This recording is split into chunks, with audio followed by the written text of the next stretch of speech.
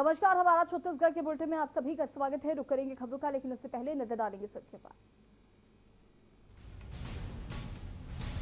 7 महीने बाद आज से खुलेंगे सिनेमा हॉल और swimming pool. Delhi, UP, MP में खुल रहे सिनेमा हॉल 50% सीटों की ही होगी बुकिंग। छत्तीसगढ़ सरकार का दावा, महिलाओं से जुड़े अपराध पिछले साल के मुकाबले कम हुए। मुख्यमंत्री ने कहा, लापरवाह पुलिस वाले बर्दाश्त नहीं किए जाएंगे। बलरामपुर में पीड़िता के घर मिलने पहुंचे स्वास्थ्य एवं पंचायत मंत्री टीएस सिंहदेव ने परिवार से की बातचीत, प्रशासनिक सहायता देने का आश्वासन दिया। कोरोना ने बदला सब कुछ, कुम्हारों पर मंडरा रहे विपत्तियों के बादल। सरकार से कुछ सहारे की आस, दीपावली का कुम्हारों को इंतजार। रायगढ़ में महिला की जमीन पर युवक ने लिया कब्जा, महिला को मृत दिखाकर किया कब्जा। न्याय की दर्द ठोकरे खाने को मजबूर महिला। बिलासपुर में किराने की दुकान गई मासूम लापता, 2 दिनों के बाद भी नहीं लग सका पता। सरकंडा थाना क्षेत्र के लिंगियाजी का मामला। आप देख रहे हैं के न्यूज, खबरों का सारथी।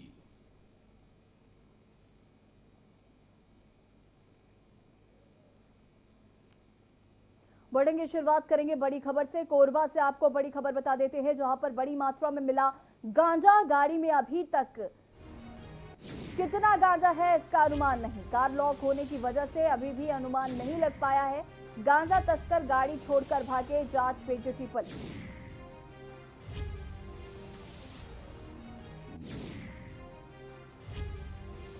गांजा तस्कर गाड़ी छोड़कर भागे, जांच में जुटी पुलिस। बड़ी खबर आपको कोरबा से बता रहे हैं, जहां पर बड़ी मात्रा में मिला है गांजा।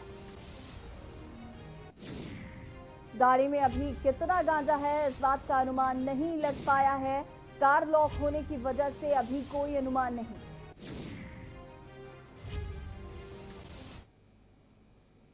बलरामपुर जिले के वाड्रफ नगर विकासखंड के लोधी में हुए नाबालिग के साथ बलात्कार के मामले में संज्ञान लेने प्रदेश के स्वास्थ्य एवं पंचायत मंत्री टीएस सिंहदेव पीड़ित परिवार से मिलने लोधी ग्राम पहुंचे। इस दौरान तमाम प्रशासनिक अमलों की मौजूदगी में सिंहदेव ने पीड़िता और उनके परिवार से लगभग 1 घंटे तक मुलाकात की। वहीं मंत्री ने पीड़ित परिवार को तमाम प्रशासनिक सहायता देने का आश्वासन भी दिया। बता दें कि पीड़ित परिवार से मुलाकात के बाद मंत्री ने पत्रकारों के सवालों का जवाब देते हुए बताया कि वो घटना के बाद से ही परिवार के साथ मोबाइल से संपर्क पर थे और पल पल की जानकारियां लेते रहते थे। इस मुलाकात के दौरान उन्होंने पीड़िता की शिक्षा विवाह का बीड़ा प्रशासन द्वारा उठाए जाने का वादा किया।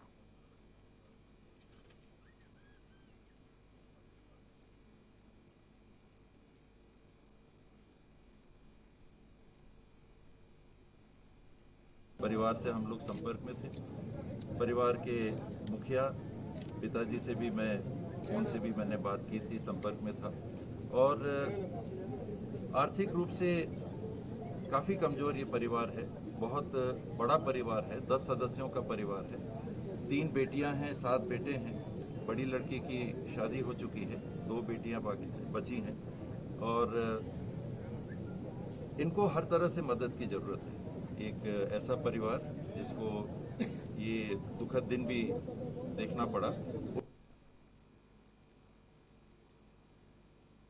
रायगढ़ जिले में 1 सप्ताह के पूर्ण लॉकडाउन के बाद जिला प्रशासन द्वारा मास्क की अनिवार्यता एवं सोशल डिस्टेंसिंग का पालन कराने के साथ ही सशर्त प्रतिष्ठानों को खोलने की अनुमति व्यापारी गण को दी गई। लेकिन कई प्रतिष्ठान संचालकों द्वारा कोविड प्रोटोकॉल की अनदेखी कर स्वयं तथा शहरवासियों की सेहत से खिलवाड़ किया जा रहा है। ऐसे में कोविड प्रोटोकॉल के पालन कराने के उद्देश्य से शहर में पुलिस टीमों द्वारा भीड़भाड़ लगे दुकानों में जाकर दबिश दी गई और 15 दुकानों से जुर्माना वसूला गया।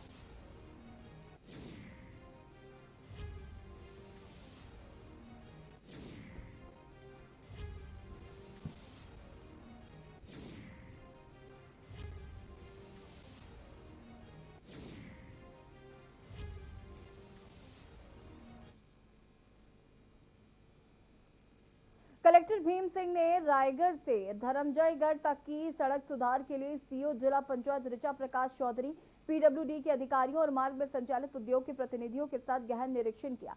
उन्होंने अधिकारियों और उद्योग प्रतिनिधियों को निर्देशित करते हुए कहा कि औद्योगिक जिला रायगढ़ में अत्याधुनिक मात्रा में वाहनों का परिवहन होता है तथा जिले के 3 विकास खंडों को मुख्यालय से जोड़ने की यह मुख्य सड़क, लिहाजा नागरिकों की बड़े पैमाने पर आवाजाही होती है। इसलिए सड़क का जल्द सुधार किया जाना अत्यंत आवश्यक है। इसके लिए कलेक्टर श्री सिंह के निर्देश पर पीडब्ल्यूडी ने सर्वे कर कार्य योजना तैयार की, जिसमें विभाग के साथ इन सभी मार्गों में संचालित उद्योगों की भी सहभागिता होगी।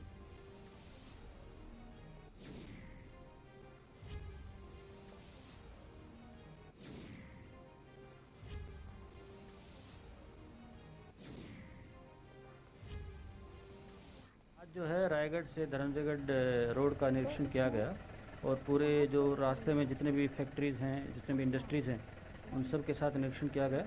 जहाँ जहाँ पर रोड ख़राब है उस रोड को इंडस्ट्रीज़ की सहायता से बनाया जाएगा। साथ में पीडब्ल्यूडी भी कुछ रोड अपनी तरफ से बनाएगा। सभी जगह पे नाला जहाँ पर ज़रूरत है नाला भी बनाया जाएगा तब पानी आर पार हो सके। और गोड़गोड़ा के बाद जामपाली होते हुए जो धर्मजयगढ़ आते हैं वहाँ का पूरा जो रोड बहुत ही ज़्यादा ख़राब है, उसके लिए एससीसीएल को बताया गया है। रायगढ़ में छत्तीसगढ़ प्रदेश कांग्रेस कमेटी अल्पसंख्यक विभाग जिला कमेटी द्वारा कलेक्ट्रेट पहुंचकर कलेक्टर को ज्ञापन सौंपा गया। अल्पसंख्यक वर्ग के छात्र छात्राओं को पोर्टल के माध्यम से छात्रवृत्ति ऑनलाइन फॉर्म भराने के लिए मांग की गई। कोविड-19 व लॉकडाउन की वजह से इस वर्ष स्कूल एवं कॉलेजों में अल्पसंख्यक वर्ग के विद्यार्थियों को ऑनलाइन छात्रवृत्ति फॉर्म भरने में भारी दिक्कतों का सामना करना पड़ रहा।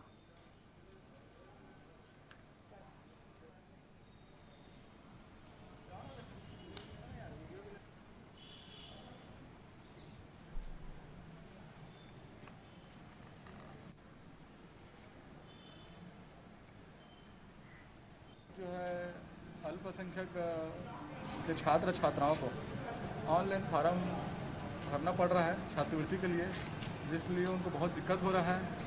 और कोविड-19 को देखते हुए अभी लॉकडाउन लगा हुआ है, इसलिए जो है छात्र छात्राएँ जो है स्कूल और कॉलेज नहीं जा पा रहे हैं। तो इसी के लिए हम लोगों ने आज कलेक्टर के माध्यम से ज्ञापन देने के लिए आए हैं, उनको अवगत कराने के लिए कि जो बच्चे स्कूल नहीं जा पा रहे हैं, कॉलेज नहीं जा पा रहे हैं, तो उनको प्रिंसिपल के माध्यम से और प्राचार्य के माध्यम से और कॉलेज के प्रिंसिपलों के माध्यम से वो बच्चे जिनकी लिस्ट उनके पास में पूर्व वर्ष की है वो लिस्ट को देखते हुए वो छात्र छात्राओं को बुलवाएं और उनका छात्रवृत्ति का फार्म भरवाएं।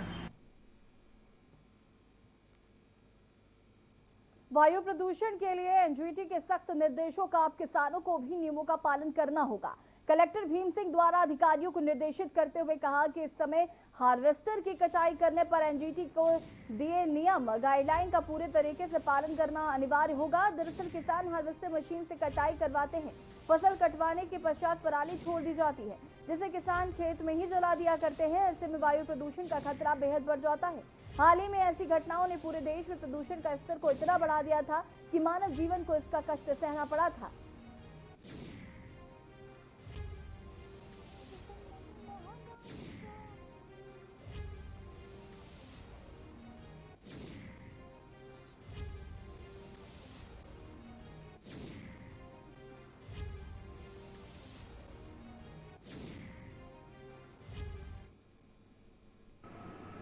क्या है, किसान फसल को काटते हैं, उसके बाद उसके पराली को खेत में ही छोड़ देते हैं। मैक्सिमम उसमें हो रहा है कि जो कंबाइंड हार्वेस्टर है, जिससे मशीन से काटते हैं और खेत में ही उस पैरा को छोड़ देते हैं, जब सूखता है तो किसान आग लगा देता है, जिसके कारण से मतलब हमारे प्रकृति में प्रदूषण फैल रहा है और तापमान बहुत ज़्यादा बढ़ रहा है। इसको नियंत्रण के लिए वहाँ पे एनजीटी में केस लगा है, जिसके तहत सभी को निर्देशित मिला है कि पराली को ना जलाया जाए। जांजगीर चांपा जिले के चंद्रपुर विधानसभा के डबरा तहसील मुख्यालय में आम आदमी पार्टी के कार्यकर्ताओं ने सड़क बनवाने की मांग को लेकर धरना प्रदर्शन किया। आम आदमी पार्टी के कार्यकर्ताओं ने सड़क बनवाने के लिए अधिकारियों को फिर से मुख्यमंत्री के नाम एक ज्ञापन सौंपा है। ज्ञापन के माध्यम से आप कार्यकर्ताओं ने जो अधिकारियों को जल्द से जल्द सड़क बनवाने की मांग की है। मांग पूरी नहीं होने पर आम ग्रामीणों के साथ मिलकर उग्र आंदोलन करने की चेतावनी भी दी है। वहीं चंद्रपुर विधानसभा के विधायक रामकुमार यादव ने बताया कि सड़क बनाने को लेकर शासन के पास प्रस्ताव चला गया है और बहुत जल्द ही सड़क निर्माण कार्य शुरू हो जाएगा।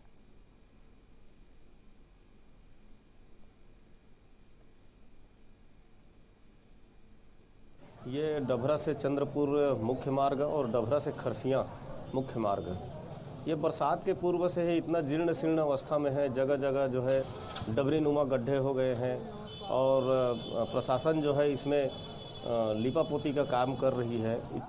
पूर्व प्रत्याशी आम आदमी पार्टी चंद्रपुर, आज का हमारा जो कार्यक्रम है वो कार्यक्रम चंद्रपुर से लेकर के डभरा और डभरा से लेकर के खरसिया का जो सड़क है जिसकी दुर्गति बनी हुई है, इस पे ना तो शासन ध्यान दे रहा है ना प्रशासन ध्यान दे रहा है और आए दिन यहाँ पर दुर्घटनाएं हो रही हैं। देखा, मैं सर्वप्रथम तो ये लोकतंत्र है, पक्ष विपक्ष सब रखे के मतलब हमारे संविधान में रखे गए हैं और एक हम स्वागत भी करते हैं। लेकिन जो 15 साल में बीजेपी के गवर्नमेंट में सिर्फ एमन कंपनी खोले के काम करीश।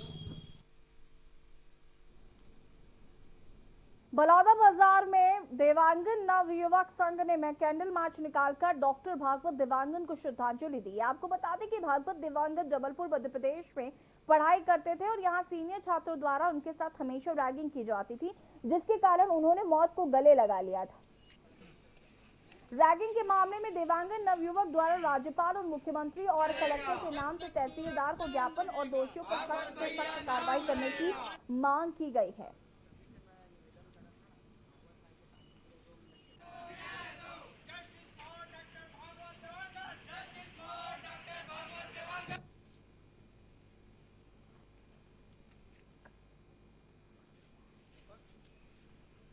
भागवत देवांगन जी के याद में श्रद्धांजलि कार्यक्रम निकाली गई थी, जिसमें समस्त सभी छात्र और साथ ही बड़े भैया आदरणीय साथ में सभी पत्रकार के साथी सम्मिलित हुए थे। तरीके से उनके साथ में रैगिंग ली गई है और रैगिंग एक तरह का सभी तरीके से बंद ही हो गया है, लेकिन कुछ जगह में ऐसा है कि प्रताड़ना लिया ही जा रहा है। तो इससे आकर के जो है भागवत देवांगन जी आज हमारे बीच में नहीं रहे हैं और जिन 5 युवकों का उसने नाम लिया है उसको कठोर से कठोर कार्रवाई होनी चाहिए।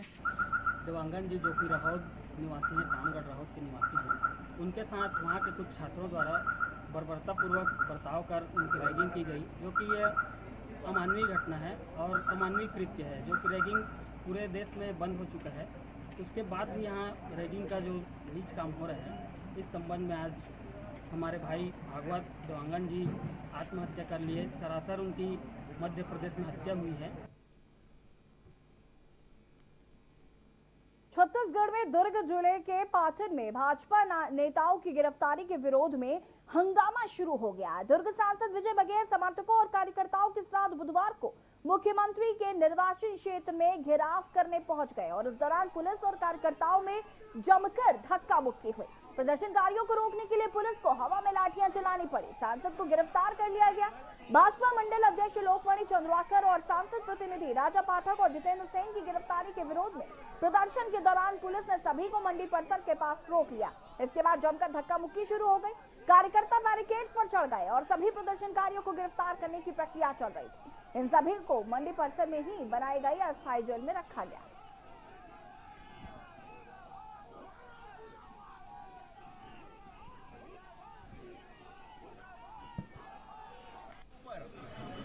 धारा लगाए, वो भी शराब लूटपाट की, उनको शर्म नहीं आती। उनके माँ और उनकी पत्नी के ऊपर जब धारा लगाया गया था, वो भी सही धारा था, तब उनको कैसा लग रहा था, कैसे मिर्ची लग रही थी। वहां जाके खुद बयान देने पहुंच गए अपनी माँ और अपनी पत्नी को लेके। बीमार माँ बेचारी बीमार थी, अपने राजनीतिक स्वार्थ के कारण भी माँ को भी घसीट रहे थे। इतने बेशर्म ये मुख्यमंत्री हैं। मैं इसको फिर से एक बार चेतावनी देना चाहता हूँ कि पाटन चुप नहीं बैठे और पाटन से जो आग लगेगी ना, वो पूरे छत्तीसगढ़ में लगेगी। जांजगीर चांपा की हसौद पुलिस को बड़ी सफलता हाथ लगी। लगातार मुखबिर की सूचना मिलने पर पुलिस ने 30 किलो गांजे के साथ एक आरोपी युवक को गिरफ्तार किया है। एसपी पारुल माथुर ने बताया कि जब्त गांजा की कीमत 1.5 लाख रुपए है। आरोपी का नाम आर्यन कमल है, जो कि चंद्रपुर का रहने वाला है। आरोपी युवक बाइक से गांजा को चंद्रगढ़ से रतनपुर ले जा रहा था। हसौद पुलिस को मुखबिर से सूचना मिली थी, जिसके बाद बाइक सवार को रुकवाकर तलाशी ली गई तो 30 किलो गांजा बरामद हुआ। गांजा को ओडिशा से लाकर खपाने की संभावना है। पुलिस ने आरोपी युवक के खिलाफ नारकोटिक्स एक्ट के तहत कार्रवाई की है।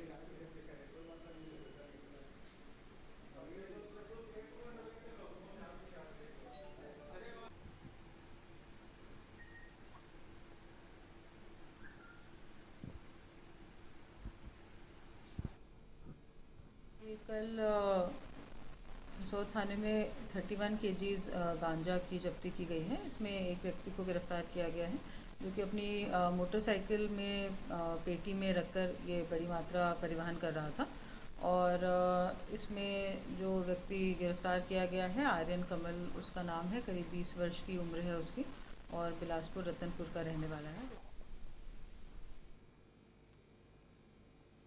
कोरोना वायरस जैसी महामारी के चलते देश के कई राज्यों में एक और जहां प्राइवेट कंपनियों में कर्मचारियों की छटनी शुरू हो गई है, तो वहीं दूसरी ओर छत्तीसगढ़ सरकार द्वारा प्रदेश में जिले स्तर पर स्थानीय शिक्षित युवक युवतियों के लिए रोजगार के सुनहरे अवसर दिए जा रहे हैं। राज्य सरकार की जिला खनिज संस्थान न्यास नीति के तहत कबीरधाम जिले में निवासरत विशेष पिछड़ी बैगा जनजाति के 97 शिक्षित युवक युवतियों को शाला संगवारी के रूप में रोजगार दिया गया। कलेक्टर रमेश कुमार शर्मा ने बताया कि जिला खनिज संस्थान न्यास नीति के तहत नए शिक्षा सत्र के लिए शाला संगवारी के रूप में जिले के 97 युवक युवतियों को रोजगार मुहैया कराई जा रही है। माध्यमिक स्कूल में सेवा देने वाले शाला संगवारी के लिए प्रतिमाह 10,000 रुपए और प्राथमिक स्कूल में सेवा देने वाले शाला संगवारी को प्रतिमाह 8,000 रुपए मानदेय दिए जाएंगे।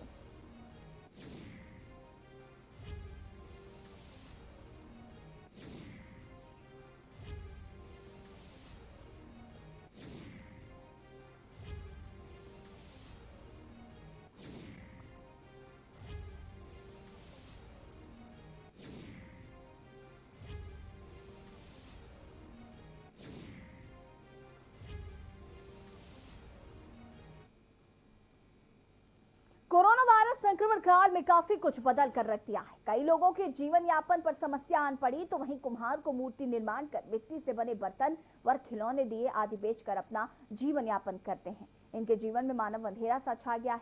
अब उन्हें उम्मीद है कि दीपों के पर्व दीपावली का कुछ दिए दिखे तो इनके घर में भी उजियारे हो पाए, उनके घरों में चूल्हे जल पाए। देखिए रिपोर्ट।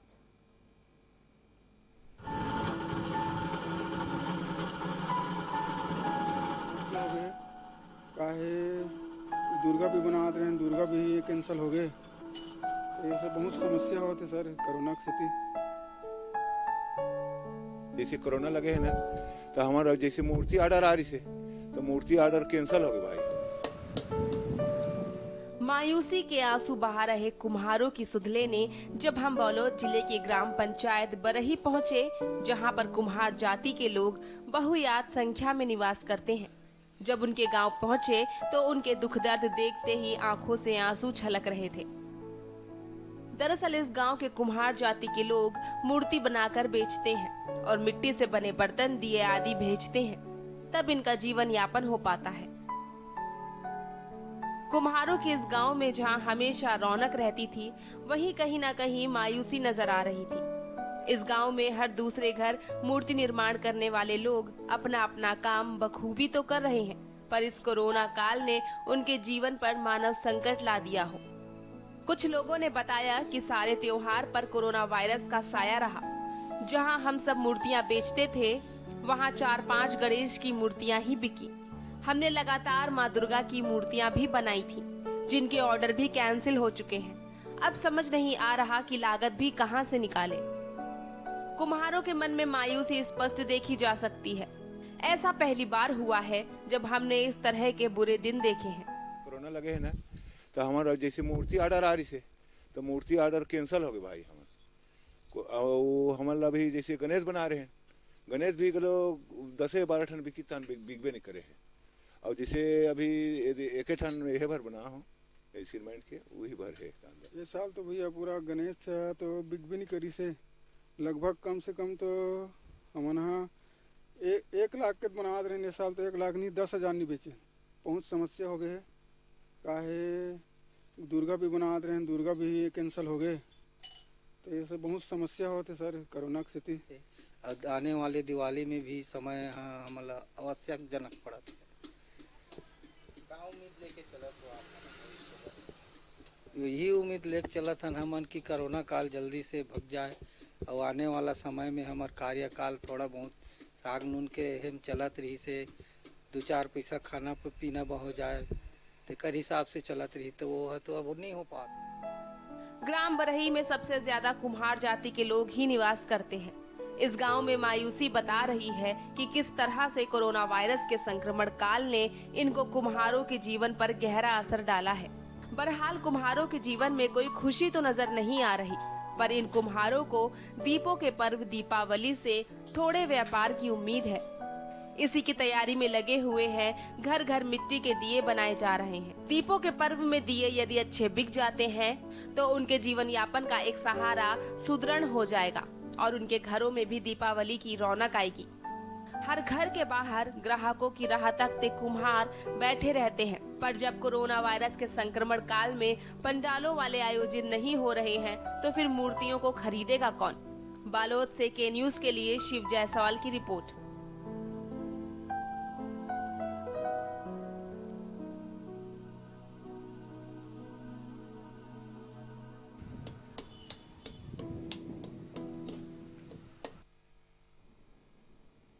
और यहाँ पर वक्त हो गया एक छोटे से ब्रेक का, जल्द हाजिर होंगे।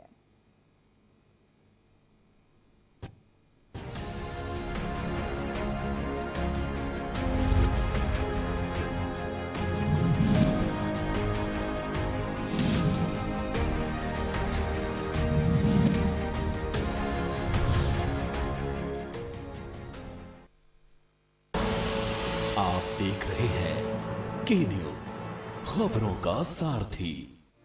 कोरोना संकट काल में के न्यूज इंडिया की देशवासियों से अपील है कि हम जाति धर्म को भूलकर कोरोना को हराने में एक साथ खड़े हों। जरूरतमंदों की मदद करें। कोरोना के खिलाफ जंग में हम अपना योगदान दें। हम सब मिलकर लड़ेंगे और मिलकर जीतेंगे। जब आपकी सोच को अंधेरा घेर लेता है और सिस्टम भी मुंह फेर लेता है, जब वादों की परतें खुलने लगती हैं और हारी उम्मीदों का ऊंचा ढेर लगता है, जब सड़क पर एड़ी की रगड़ देखकर अब तक जो भी हुआ सब बेअसर लगता है, तब चिंतन से डगर होगी आसान, मंथन से निकलेगा समाधान। मंथन। आप देख रहे हैं के न्यूज, खबरों का सारथी।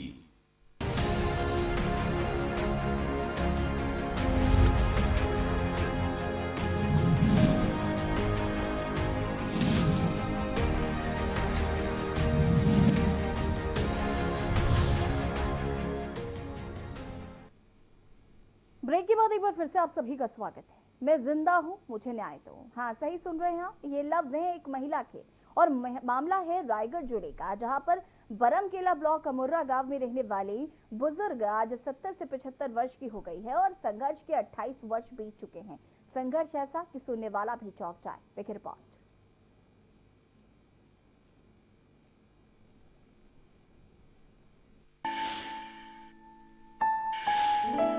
मैं जिंदा हूं, मुझे न्याय दो।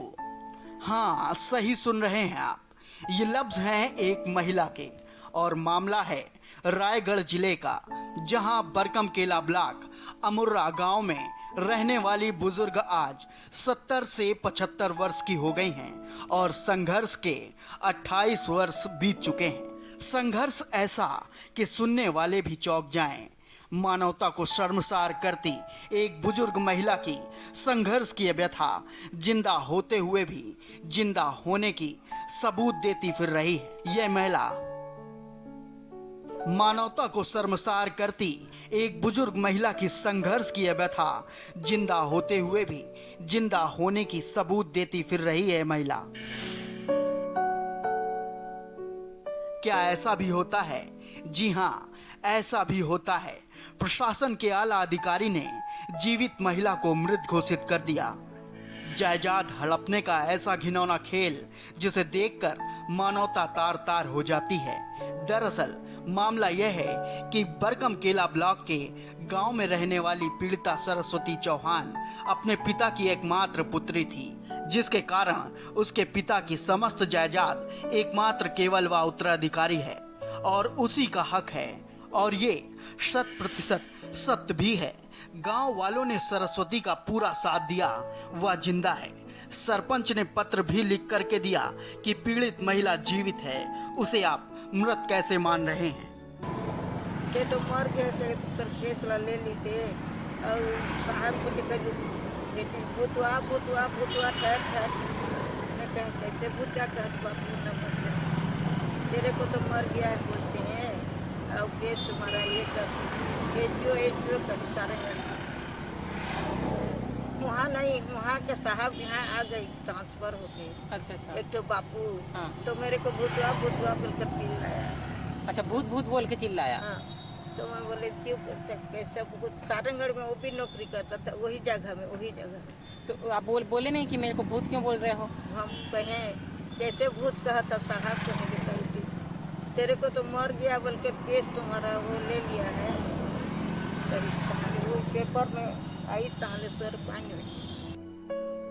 बता दें 28 वर्ष पहले बरगम केला सरिया तहसीलदार ने एक फैसला दिया जिसमें पीड़िता सरस्वती चौहान को मृत घोषित कर दिया गया। ऐसे में उसकी पूरी जमीन जायदाद किसी फर्जी युवक को मिल गई। दरअसल उस युवक ने सरस्वती चौहान को मृत घोषित कर फर्जी तरीके से सरस्वती चौहान की सभी जमीन जायदाद पर अपना हक काबिज कर लिया। पीड़ित सरस्वती चौहान का कोई नहीं, केवल 2 बेटियां हैं। युवक ने बुजुर्ग महिला को डरा धमकाकर उसकी जमीन जायदाद हड़प लिया। हद तो तब हो गई जब बहाली में बुजुर्ग महिला के जमीन पर नहर का निर्माण हुआ, तब उसकी जमीन का अधिग्रहण भी हुआ और शासन के द्वारा पैसा भी प्राप्त हुआ। लेकिन वह पैसा भी बुजुर्ग महिला को नहीं मिला, क्योंकि महिला को मृत घोषित कर उसके सभी ग्रामीण जायदाद पर इस फर्जी युवक ने हक जमा लिया है। इन्हीं सब मजबूरियों ने महिला को आज रायगढ़ कलेक्ट्रेट के सामने अनशन पर बैठने के लिए मजबूर कर दिया है।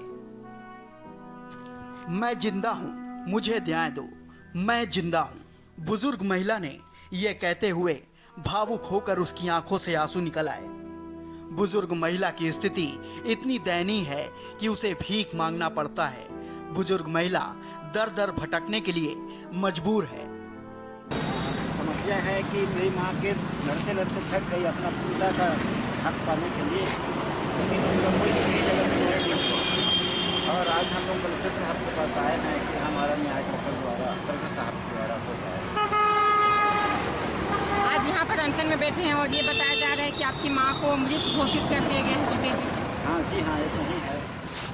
और अपना पिताजी का भी नाम, वो मेरी माँ का पिताजी का नाम लिखा करके इस कार्य में वो कार्यरत है। और हम लोगों का सुनवाई कहीं पर नहीं हो रहा है और हम लोग घर से बेघर, हमारा घर द्वार सब खत्म हो चुका है और हम लोग की स्थिति अभी बिल्कुल दयनीय है। हम लोग जैसा तैसा करके अपना बहुत कठिनाई से जीवन यापन कर रहे हैं। हमारा तो आज कलेक्टर साहब से क्या कुछ मांग करेंगे? आज अनशन में बैठे कलेक्टर साहब से निवेदन करेंगे, हमारा न्याय करते हैं उनसे। प्रशासन की लचर व्यवस्था का खामियाजा बुजुर्ग महिला भुगत रही है। भ्रष्ट अधिकारी हैं जिन्हें मानवता समझ में नहीं आती। आज सभी तरीके से टूट चुकी महिला, त्रस्त हो चुकी बुजुर्ग महिला आज कलेक्ट्रेट के सामने धरना दे रही है, अनशन पर बैठी हुई है। अब उसे फिलहाल इस बुलेटिन में इतना ही। देखिए न्यूज़ एट 10 षष्ठी शुक्ला के साथ।